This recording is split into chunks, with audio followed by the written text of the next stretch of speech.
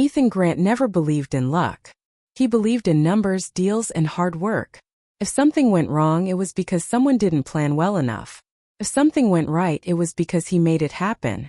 He was the kind of boss who walked into a room and made everyone straighten their backs. Expensive suit, perfect tie, calm voice, but eyes sharp as glass. People feared him, admired him, and definitely didn't want to disappoint him. Then one Monday morning, something unusual happened. A new assistant showed up at the company. Her name was Emma Lewis. Fresh out of college, nervous smile, a little clumsy with her coffee cup, and wearing a badge that was slightly crooked. She wasn't supposed to work directly with Ethan. She was assigned to the PR department. But fate, or maybe bad scheduling, had other plans. It started with a printer problem. Ethan had a big meeting in 10 minutes. He needed to print out the new contract for the Vega deal. A deal that could make or break their quarter. But the printer in his office refused to cooperate. His old assistant was on leave, and the tech guy was nowhere to be found. Then the new girl, Emma, peeked in through the door. Excuse me, Mr. Grant. You look kinda stressed. Do you want me to try?" she asked softly. Ethan almost laughed. "Unless you have a degree in IT, I doubt you can help." She smiled, rolled up her sleeves, pressed 2 buttons, opened a paper tray, and the printer suddenly came to life. "There," she said, handing him the warm pages. "It just needed a little convincing." Ethan stared at her, surprised. "What's your name again?" "Emma. Emma Lewis." "Good. Remind me to promote the tech team for hiring you," he muttered, half joking. That day, everything went strangely well. The Vega clients, known for being impossible to please, signed the deal without a single complaint. The presentation that usually took an hour was finished in 20 minutes. Even the coffee machine, which had been broken for days, started working again when Emma walked by. By the end of the day, Ethan's assistant returned and said, "Wow, boss, you're in a good mood. Did the universe change or something?" Ethan didn't answer. But something was bugging him. Every little thing that went right, Emma had been nearby. The next morning, he saw her again in the elevator. She smiled awkwardly, holding a huge stack of folders that nearly covered her face. "Morning, Mr. Grant." Ethan nodded politely. "Careful with those. You look like you're about to fall." "Oh, I already did. Twice," she said, laughing. He couldn't help it, he smiled. For the first time in weeks, a genuine smile. At lunch, his head of finance came rushing in. "Sir, remember the stock issue we had? It's fixed. The market just turned in our favor. Total miracle." Ethan raised an eyebrow. "A miracle?" "Yes. Out of nowhere." Emma walked by the glass wall of his office right at that moment, waving at a colleague with her sandwich in hand. He looked at her, then back at his finance guy. "Yeah," Ethan said slowly. "Out of nowhere." By the end of the week, it became impossible to ignore. Every single meeting that Emma attended, even by accident, ended in success. When she was late, things went wrong. Clients canceled, servers crashed, someone spilled coffee on important documents. But when she was there, everything ran perfectly. Smooth. Lucky. First, Ethan thought it was coincidence. Then he started to test it. On Monday, he told her, "Emma, come to the morning strategy meeting. Just to observe." She looked surprised. "Me? But I'm not in the strategy team." "Consider it professional development," he said. She came, took notes quietly, and the meeting went better than ever. No arguments. No mistakes. One of his toughest managers even said, "This was the smoothest meeting we've had in months." On Tuesday, Ethan invited her again, this time to a contract signing. She almost spilled coffee on the table, apologized 50 times, and somehow the client laughed and said, "She's charming.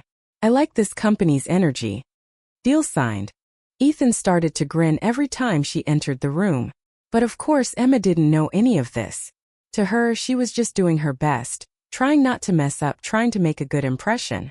She had no idea that the CEO of the company was secretly testing her luck power. Until Friday. Friday morning, Ethan walked into the office earlier than usual. He had a massive presentation that could bring in millions. But when he arrived, the team was panicking. The projector didn't work, the slides were missing, and the client's representative had already arrived. Then Emma appeared holding a USB drive. "Mr. Grant." I think you left your slides on the printer yesterday. I copied them just in case. She plugged it in and everything worked perfectly. The lights dimmed, the screen turned on, and Ethan began his pitch. The meeting went flawlessly. After the client left, Ethan turned to her.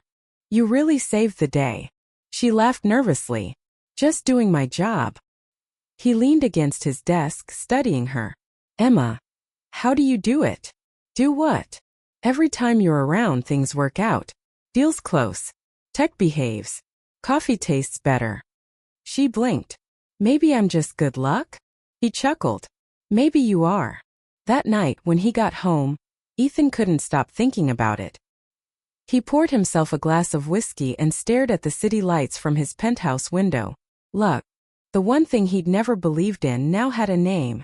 Emma. He smiled to himself, shaking his head. This is ridiculous, he said aloud. But deep inside he couldn't wait to test it again. By Monday morning, Ethan Grant had made a decision. If Emma Lewis was truly a lucky charm, he was going to find out scientifically. No emotions. No nonsense. Just an experiment. He arrived at the office earlier than usual, coffee in hand, wearing that look that made everyone nervous. His assistant, Mark, followed him around with a tablet, already taking notes. Mark, Ethan said, not looking up from his phone. I want Miss Lewis scheduled for all major meetings this week. Mark blinked. Emma? The intern? Yes. Sir, she's in PR. She doesn't handle. I know what she handles. Do it anyway. Mark hesitated. Should I tell her why?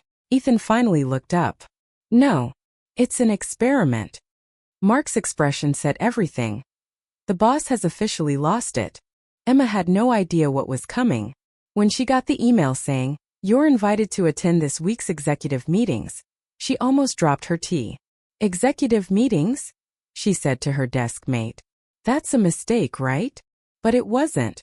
10 minutes later, she was sitting in a large glass conference room with some of the most important people in the company, and one very serious CEO. Ethan walked in, nodded to everyone, then glanced at Emma. She gave a small nervous wave. He tried not to smile.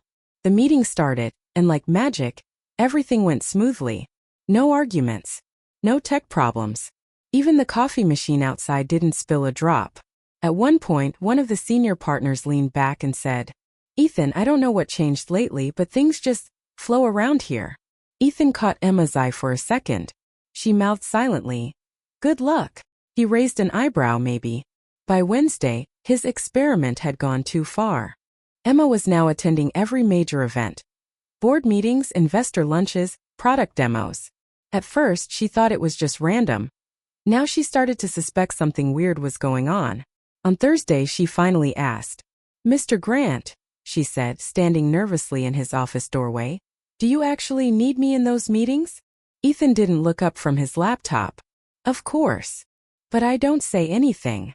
You listen well. That's rare. She frowned. You're not just keeping me there for luck or something, right? He paused, then looked up, expression unreadable. What makes you say that? She shrugged. Everyone in the office keeps joking that I'm your magic rabbit's foot. Ethan chuckled. Do I look like a man who believes in luck? She tilted her head. I don't know. You look like a man who doesn't smile much. That made him laugh genuinely. Touché. Later that day, during a lunch meeting, it happened again. They met with a tough investor, the kind who loved saying no just to feel powerful. Ethan expected a battle, but Emma sat there smiling politely, asking small, curious questions. The investor melted like butter. Within 20 minutes, he agreed to everything. Afterwards, Ethan leaned toward her and whispered, You just charmed a shark. She blushed. I didn't mean to. Don't apologize. Keep doing it. By Friday, even Emma was starting to notice the pattern. Everywhere she went with Ethan, good things happened. They were waiting for a taxi after a meeting when rain suddenly poured down. Ethan sighed. Of course, he hadn't brought an umbrella. But before he could complain, a hotel staff member ran up with a huge umbrella. Compliments of the manager, the man said cheerfully. For our favorite business guests. Ethan looked at Emma, half smiling. Do you control the weather too? She laughed. Maybe just a little. The following week, rumors spread fast through the office. People whispered things like, "She's the boss's lucky charm. He takes her everywhere." Maybe they're secretly dating? Emma tried to ignore it. She wasn't dating him. She wasn't even sure if he liked her. Half the time he looked at her like she was a puzzle he couldn't solve. But one thing was certain. She liked being around him. He was demanding, sure. But when he smiled, the rare, real kind, she felt her heartbeat speed up just a little. One evening, after another successful meeting, Ethan offered to drive her home. "It's late," he said. "You shouldn't take the bus." She hesitated, then nodded. "Thanks." The car ride was quiet at first. The city lights reflected in the windows, music playing softly in the background. Then she spoke. "Mr. Grant, can I ask you something personal?" He glanced at her. "Go ahead." "Do you really not believe in luck?" He thought for a moment. "I believe in timing. In cause and effect. You do the work, you get the results. So, what if some things happen just because they're meant to?" He smirked. "You mean fate?" "Yeah." He looked at her again, a small smile playing on his lips. "If fate existed, I wouldn't still be single." She laughed, covering her mouth. "Maybe you just haven't met the right person." "Maybe," he said quietly. The silence that followed wasn't awkward. It was charged. Something between them shifted, small but real. When he stopped in front of her building, she turned to him. "Thanks for the ride, Mr. Grant." "Ethan," he corrected. She froze for a second. "Right, thanks, Ethan." He gave a half smile. "See you tomorrow, Miss Luck." Her cheeks turned pink. "Don't call me that. Then stop making everything go perfectly." She laughed, stepping out of the car. "No promises." That night, Ethan sat alone again, staring at his reflection in the window. He didn't want to admit it, but something inside him had changed. The experiment had turned into something else. Something he couldn't control with numbers or logic. When Emma was near, things went well. But when she smiled, he felt like he was the lucky one. By the next week, everyone in the office knew. They didn't have proof, but gossip spread faster than any email. Emma was the boss's favorite. Some said she had special privileges. Others whispered that she must be his secret weapon. Emma hated it. It started on a Tuesday morning. She walked into the break room and suddenly the chatter stopped. Two coworkers quickly looked away, pretending to stir sugar in their coffee. "Morning," Emma said, forcing a smile. No one answered. By the time she sat at her desk, her inbox was full of jokes. Memes about Lucky Charms, rabbit feet, even lottery tickets. She tried to laugh it off, but each message made her chest tighten a little more. That afternoon, Ethan called her into his office. "Emma, we have a presentation for the Winston Group tomorrow. Be ready at 9. She nodded quickly, hiding her frustration. "Sure thing." But before leaving, she blurted out, "Mr. Grant, can I ask something?" He looked up from his screen. "Of course. Why do you keep taking me to all your meetings?" He frowned slightly. "You're good at observing. You keep people calm." She crossed her arms. "Or because I'm your good luck charm, right?" His expression froze. Emma laughed awkwardly. "I mean, that's what everyone says. That's the only reason I'm there." Ethan leaned back in his chair. "Do you believe that?" "I don't know," she said quietly. "But it feels like it." He sighed. "Emma, people talk because they're bored. You don't have to listen." "Easy for you to say," she muttered. "You're the boss. I'm just the charm." Before he could respond, she turned and left his office. That night, Ethan couldn't focus. He stared at his laptop, but the numbers blurred together. He didn't mean to make her feel that way. He just needed her around. Every time she was near, things felt lighter. He could breathe. It wasn't just luck anymore. It was her. The next morning, the tension was obvious. Emma was polite but distant. No jokes, no warm smiles. She avoided his gaze, keeping her answers short. During the Winston presentation, Ethan stumbled over his words twice, something he never did. After the meeting, she walked out quickly, not even waiting for his feedback. By lunch, Ethan snapped. He followed her to the cafeteria and found her sitting alone, poking at her salad. "Emma," he said firmly, "we need to talk." She looked up, startled. Mr. Grant, we're in public. I don't care. He sat down across from her. What's going on with you? She blinked. Nothing. I'm fine. You're not fine. You've been avoiding me all morning. Because everyone is talking. She burst out. They think I'm sleeping my way into meetings, Ethan. Several heads turned their way. Ethan froze for a moment, then lowered his voice. Emma, I didn't realize it was that bad. Well, it is. Her voice trembled. And you keep pulling me into everything like I'm some kind of lucky statue. He exhaled slowly. That's not what this is. Then what is it? She asked, her eyes searching his face. Why do you need me there all the time? He didn't answer right away, because he wasn't sure he could say it out loud. Finally, he said softly, because when you're there I can think. I can breathe. Everything feels right. Her eyes widened slightly. You don't need me for luck, Ethan. You just need to believe in yourself. He smiled faintly. Maybe I just believe in you. That should have sounded sweet. But for Emma it hit wrong. Because if he believed in her only for what she did for him, it still wasn't real. That evening, she stayed late to finish some reports. The office was quiet. Only a few lights were on. Ethan came out of his office holding his coat. You're still here. Just finishing this up, she said without looking at him. He hesitated, then walked closer. About earlier. I didn't mean to make things complicated. She stopped typing. You didn't make them complicated. I did by thinking this was just a job. He frowned. What does that mean? She turned her chair slowly to face him. It means I can't do this anymore, Ethan. The whispers, the looks, the feeling that I'm not taken seriously. His voice dropped. Emma, I need to work somewhere people see me, not your shadow. He took a step forward. You're overreacting. Her tone sharpened. Am I? You didn't even deny it. You like having me around because I make things easier for you. But what about me? The words hit him like a punch. She stood, grabbed her bag and added softly, I'll finish this week. Then I'm gone. He didn't move. Didn't say a word. Just watched her walk away. The next few days were different. The office felt colder. Quieter. Ethan tried to bury himself in work, but everything started going wrong again. A major client delayed payment. A meeting got rescheduled 3 times. The company's stock dropped slightly for no reason.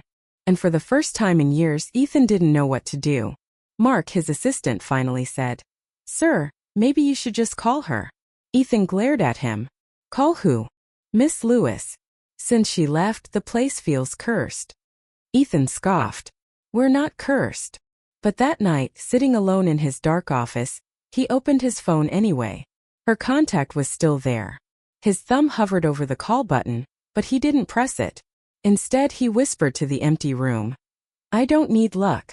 I just need her. The next morning, he walked past her empty desk. There was a small plant sitting there, the one she'd brought from home. A tiny cactus with a pink ribbon around it. A note lay beside it.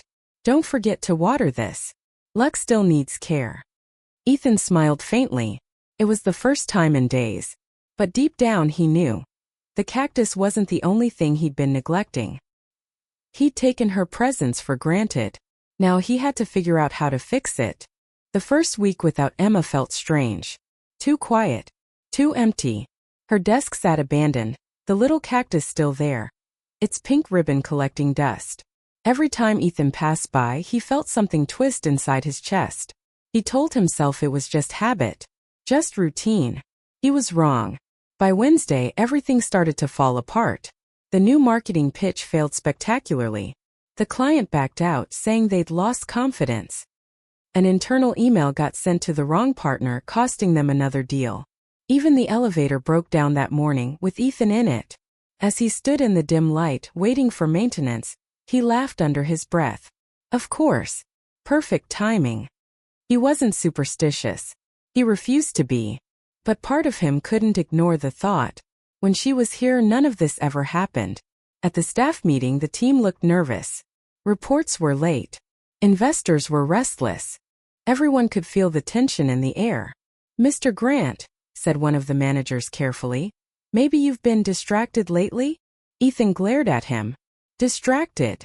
Well, ever since Miss Lewis left, you've seemed off. Ethan closed the file in front of him. Miss Lewis has nothing to do with this. But his voice didn't sound convincing, not even to himself. That night, he sat alone in his office, long after everyone else had gone home. The city glowed outside the window, bright and alive. Everything he had ever worked for. And yet he'd never felt more hollow. He remembered the way Emma laughed when she tripped over her own words. The way she'd hum softly while organizing files. The way she'd roll her eyes whenever he called her Miss Luck. He missed it all, every little thing he never thought mattered. By the next morning, Ethan was no longer trying to deny it. He was in trouble, not just professionally but emotionally. He'd built his life around control, logic, and success. But now the one thing he couldn't control was haunting him every minute of the day. He even caught himself checking the hallway, half expecting her to walk by with a coffee cup and a shy smile. But she never did. Mark finally said it out loud. Sir, you've been, kind of miserable lately. Ethan didn't look up from his desk. Thank you for your honesty. I mean, you haven't smiled in weeks. Even the interns are scared to breathe near you. Noted. Mark hesitated, then added. You know she's working somewhere else now, right? Ethan froze. Who? Miss Lewis. She joined a startup downtown, Bright Hive Media. Small place, but apparently doing well. Ethan leaned back slowly. Bright Hive, he repeated. The name stung like a challenge. Sir, Mark continued cautiously, they said she's in charge of PR projects now. She seems happy. Happy? That word hit harder than he expected. He waved a hand dismissively. Good for her. But deep down, he hated the idea of her smiling in someone else's office. Days passed and nothing improved. Meetings dragged. Partners lost patience. Even his favorite coffee started tasting bitter. The board called him in for an emergency discussion. Ethan, said one director, your leadership's been off. We need stability. Are you sure everything's all right? He nodded stiffly. Everything's fine. But as he left the room, he caught his reflection in the hallway mirror. He didn't look fine. He looked tired. Lonely. Defeated. That night he couldn't sleep. He lay in bed staring at the ceiling thinking about Emma. He thought about the first time he'd seen her nervous, smiling, saving his presentation like it was nothing. He thought about her laughter in the car. The way she'd looked at him when she said, "You just need to believe in yourself." And then he thought about the moment she walked away. He'd let her go. Not because he wanted to, but because he didn't know how to ask her to stay. The next morning, Ethan opened his laptop and searched for Bright Hive Media. The website was small, simple, and colorful. Nothing like his sleek corporate empire. And right there on the Our Team page was her picture. Emma Lewis, PR manager. She looked happy, confident, different. He stared at the photo for a long time. Then, without thinking, he whispered, "You weren't my lucky charm, were you?" It wasn't luck. It was her energy, her kindness, her belief in people, even in him. She had changed everything just by being there. And he'd lost it. That same day, another deal collapsed. Ethan stood in his office, staring at the empty chair across from his desk, the one where Emma used to sit during meetings. His chest tightened. Enough was enough. He grabbed his coat, ignored the confused looks from his staff, and walked straight out of the building. Mark called after him. "Sir, where are you going?" Ethan didn't stop. To fix a mistake. He drove downtown. Rain starting to fall as he reached the Bright Hive office. It was smaller, cozier. A world away from his glass tower. Through the window he saw her. She was standing in front of a group of people, speaking confidently. She looked happy, really happy. For a second he almost turned around. He didn't want to ruin that smile. But then he remembered what she'd said before leaving. "I need to work somewhere people see me, not your shadow." And now, watching her shine on her own, he realized something. He never wanted to be her shadow again. He wanted to stand beside her. Ethan took a deep breath, ran a hand through his hair, and pushed open the door. "Sir, can I help you?" the receptionist asked. He smiled politely. "Yes. I'm here for Emma Lewis. Do you have an appointment?" "No," he said calmly. "But she'll want to see me." The Bright Hive office buzzed with energy. Emma stood at the front of the conference room, presenting her latest PR campaign to a group of investors. Her slides were sharp, her voice confident. She had been here for only a few weeks, but she had already earned their respect. Nothing, she thought, could ruin this day. Then the door burst open. Ethan Grant, in a dark suit, soaked slightly from the rain, and eyes that glinted with determination. Emma froze mid-sentence. "You can't just walk in here like you own the place," she shouted, trying to keep her professional tone. Ethan smiled faintly, walking slowly toward her. "I don't own this place, but I think I lost something that belongs to me." The room went silent. Investors blinked in confusion. Colleagues gasped. Emma's heart raced. Before she could protest, he reached forward and lifted her off her feet. "Yes." He picked her up in his arms. The room erupted in whispers, some shocked, some impressed. "Ethan!" Emma yelped, flailing slightly. "Put me down. What are you?" He ignored her protests. "We're leaving. Now." Her face flushed red, half from anger, half from adrenaline, and half from something else she didn't want to name. The investors and staff watched in stunned silence as Ethan carried her toward the door, effortlessly navigating the small office. Outside, the rain poured harder. He pulled her close under his coat. "You can't just barge in and—" she started, but he interrupted. "Emma, listen. I've been an idiot. I didn't realize what I had until you left. Now, I can't let you go again." She stared at him, breathless, soaked, and angry. "Ethan, this is ridiculous. You can't just—" "I can," he said firmly. "Because you're not a lucky charm. You're you. And I want you with me. Not for business. Not for luck. But because I care." Emma's mouth opened to speak, then closed again. Words failed her. A car pulled up outside the office. Ethan carried her inside, set her gently on the seat. For a moment she just looked at him, trying to process the storm, both outside and inside her chest. He leaned close, voice low and serious. "You know that feeling when something important is missing? That's me. I was missing you." She shook her head, half laughing, half crying. "You're insane, Ethan Grant. And you," he said softly, smiling, "are the only one who makes me feel sane." The tension melted, leaving behind a fragile, electric connection neither of them could ignore. By the time they arrived at a quiet cafe across town, they were soaked, disheveled, and breathing heavily, from rain, adrenaline, and emotion. They sat across from each other, neither speaking for a moment. The hum of the cafe, the clatter of cups, and the drizzle outside filled the silence. Finally, Emma whispered, "Why did you do it? Why come here like that?" Ethan reached across the table and took her hand. "Because it's simpler than explaining everything. I want you back in my life. Plain and simple." Her eyes glistened. "You're lucky, you know that?" "I'm not," he said, smiling. "I'm lucky that you're stubborn enough to hate me for 5 minutes before forgiving me." She laughed softly, the first real laugh since she'd left his office. "And don't think this means I'm giving up on proving I'm not your lucky charm," she teased. He grinned. "Deal. But let's call it mutual inspiration instead." Over the next hour they really talked. Not about deals, contracts, or meetings, but about Emma's new job, her dreams, her life outside his office. And about him, the man she had started to care for, despite his arrogance. By the end of it, they were laughing together, shoulders brushing, sharing small stolen glances. Something had shifted. It wasn't about luck. It was about them, real, messy, human, and impossible to ignore.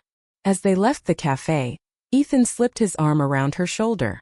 "Tomorrow," he said, voice low and teasing, "we go back to the office. But now it's different." Emma rolled her eyes, laughing. "Different how?" "Different," he said, smiling, "because I'm not the only one in charge of my luck anymore." She punched him lightly on the arm. "I don't even know what that means." "You'll see," he said. "Just keep an eye out for me." And for the first time in weeks, Emma didn't feel like a lucky charm. She felt like herself, and maybe for the first time like she belonged with someone who truly valued her. The morning sun poured through the office windows. Ethan Grant had arrived early, coffee in hand, wearing a crisp suit and a rare, genuine smile. Today wasn't just any day. It was a day for a big meeting with a client they couldn't afford to lose. But for the first time in weeks, Ethan didn't feel nervous. Not really. Because Emma was there. She walked into the conference room, confident and composed, carrying her notebook. She paused when she saw him. "Good morning, Mr. Grant," she said, a hint of amusement in her voice. "Morning, Miss Lewis," he replied, smiling. "Or may I call you Emma?" She smirked. "Depends if you're planning to annoy me all day, or actually listen." He raised his hands in mock surrender. "Fair enough." The meeting began. Clients arrived, expecting a long, tense presentation. They didn't expect this. Ethan's voice was steady. Emma's input was precise and charming. Ideas flowed seamlessly. By the end of the hour, the client had signed the contract, smiling. "This is exactly what we needed," one said. Ethan caught Emma's eye. She smiled back, giving a small nod. It wasn't luck. It was teamwork. It was trust. It was them together. Later, in Ethan's office, he closed the door and leaned back in his chair. Emma perched on the edge of the desk, still smiling. "So," she said lightly, "are we officially partners in luck? Or is this just a temporary experiment?" Ethan chuckled. "No experiments. No lucky charms. Just a—" Her eyebrows rose. "Us?" "Yes," he said softly. "You were never my lucky charm, Emma. You were my choice. The one thing that actually mattered." Her chest tightened. "Ethan." He leaned forward, taking her hand. "I've spent too long believing that success was about deals, numbers, and timing. But it's never been about luck. It's about people. It's about the person who inspires you, challenges you, and makes you better. That person is you." Emma blinked, surprised, her lips parting slightly. He smiled warmly. "So what do you say? Are you willing to stay, not as a charm, not as an assistant, but as me?" Her heart raced. 1,000 emotions collided in her chest. Then slowly she smiled. "Yes," she whispered. "I'll stay." From that day forward, the office felt alive in a new way. Ethan and Emma weren't just a CEO and his assistant anymore. They were a team, a duo that worked seamlessly together, challenging each other, inspiring each other, laughing together, and occasionally teasing each other mercilessly. Every meeting, every pitch, every client presentation was better not because of luck, but because they had each other. One afternoon, after a particularly long day of work, Ethan handed Emma a small box. She looked at him curiously. "What's this?" "Open it," he said with a grin. Inside was a tiny silver pendant shaped like a horseshoe. Emma laughed softly. "A lucky charm?" "No," he said, shaking his head. "Not lucky. A reminder that sometimes what seems like luck is really love, trust, and connection. And that? I choose you every day." Tears pricked her eyes, but she smiled through them. "You're impossible, Ethan Grant. And you love it," he said with a wink. She laughed again, the sound warm and bright in the office. From that day, things in the company improved, not because of some magical charm, but because of their partnership. Clients noticed their synergy. Employees were inspired by their mutual respect and humor. And Ethan? He finally understood that success wasn't just numbers, it was connection. Even when the deals were tough, the deadlines impossible, or the market unpredictable, Ethan no longer worried. Because he had Emma. And that was better than any luck he'd ever imagined. Weeks later, during a team lunch, someone whispered, "I guess she really is his lucky charm after all." Emma turned to Ethan, rolling her eyes. He chuckled softly. "Nope. Not lucky. Just mine." She nudged him playfully. "You're lucky I like you anyway." He leaned close, lowering his voice. "No. I'm lucky you're real." And for the first time, Emma believed him. Because she knew deep down that luck had nothing to do with it. It had always been about love.